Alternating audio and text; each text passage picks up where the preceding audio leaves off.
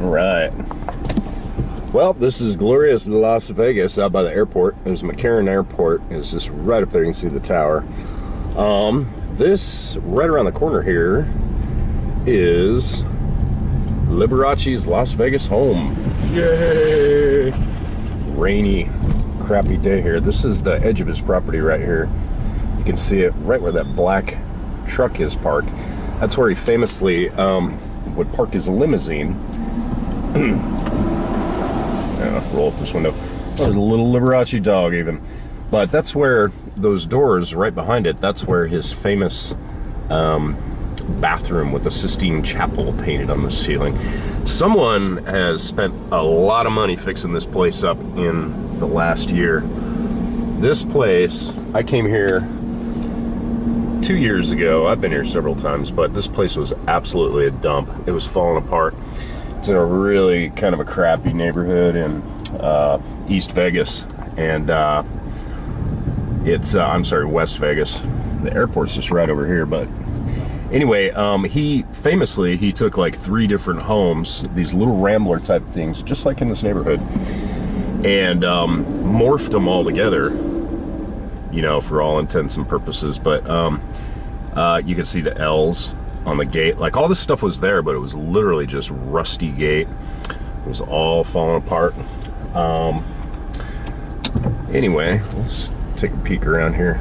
You can get more of a view of the neighborhood, but let's see. Yeah, so this is the front side of it. Over on the other side of that front door awning, he had a solarium upstairs, and he just wanted to be very close to his work. He had a museum right down the street, which I'll take you there here in a second. I'll show you how quick it was. And I think he wanted to be close to the Strip, which is over that direction. Look at this gold leaf gate, all repainted. All this stuff was just falling apart. You can't believe it. But yeah, you can see the front door there. Very, very gaudy. Trey Kitsch. I dig it though. You can see a solarium up there. These guys, I think the people that are fixing this place up use it for special events, and they're restoring it to its former glory. And you know, I'd love to see the inside of it sometime, but it's a private owner, and he's not unfriendly. I've actually spoken with him about a year ago, but he's not interested in people coming in his house unless there's an invite. Look, he's still even got some original leaded glass over here.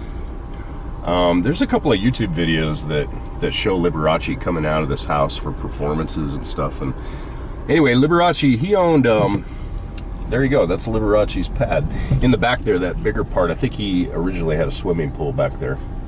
But very large. And you get a view of the street. This is Shirley Avenue, just off of Tropicana.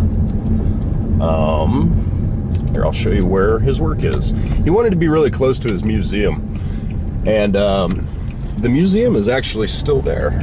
The building is there, I should say, but it closed down probably maybe 10 years ago. I went there one time. Liberace died in 1987 of HIV/AIDS related you know, illness. I mean, he died of that, basically pneumonia. Let's see here, it's just right down here. This won't take too long. But this part of town, it's never been a great part of town, but it's just interesting to think that Liberace, he chose to build his house there, you know. But basically, location-wise, it makes sense. But I mean, the guy had ridiculous amounts of money. He made tons of money in the early days of television. He was really popular in the early 1950s. Well, all the way through the 50s and 60s, he had the Liberace Show, and extremely popular. It was one of the earliest syndicated shows, you know, and he made a ton of money over that. He owned a lot of that, and it expanded his lavish lifestyle. He owned houses all over the country. He had a couple in LA, he had a couple back east. He was originally from Wisconsin,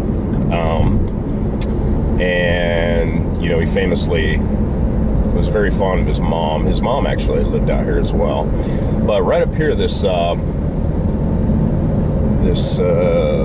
shoot, is this it? I think this is it. Yes, this is it. This strip mall here